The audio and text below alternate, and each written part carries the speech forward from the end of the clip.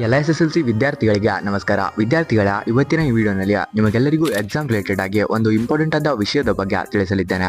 ಅದನ್ನ ಕಂಪ್ಲೀಟ್ ಆಗಿ ತಿಳ್ಕೊಳ್ಳೋಕೋಸ್ಕರ ಈ ವಿಡಿಯೋನ ಯಾರು ಸ್ಕಿಪ್ ಮಾಡ್ದಂಗೆ ಕೊನೆವರೆಗೂ ನೋಡಿ. ಮತ್ತು ಇನ್ನು ನಮ್ಮ ಚಾನಲ್ಗೆ ಯಾರೆಲ್ಲ ಸಬ್ಸ್ಕ್ರೈಬ್ ಮಾಡದೆ ವಿಡಿಯೋನ ನೋಡ್ತಾ ಇದ್ದೀರಾ ತಪ್ಪದೇ ಸಬ್ಸ್ಕ್ರೈಬ್ ಮಾಡ್ಕೊಳ್ಳಿ. ಯಾಕಂದ್ರೆ ಇನ್ನು ಈ ಥರ ಹಲವಾರು ಥರದ ಎಜುಕೇಷನ್ ರಿಲೇಟೆಡ್ ವಿಡಿಯೋಸ್ಗಳು ನಿಮಗಾಗಿ ನಮ್ಮ ಚಾನಲ್ನಲ್ಲಿ ಪ್ರತಿದಿನ ಬರ್ತಾ ಇರುತ್ತೆ. ಅದಕ್ಕೋಸ್ಕರ ತಪ್ಪದೆ ನಮ್ಮ ಚಾನಲ್ಗೆ ಸಬ್ಸ್ಕ್ರೈಬ್ ಮಾಡ್ಕೊಳ್ಳಿ. ಇನ್ಯಾಕೆ ತಡ ಮಾಡೋದು, ಬೇಗನೆ ಈ ವಿಡಿಯೋಗೊಂದು ಲೈಕ್ ಹಾಕಿ ಫ್ರೆಂಡ್ಸ್. ವಿಡಿಯೋನ ಕಂಟಿನ್ಯೂ ಮಾಡೋಣ.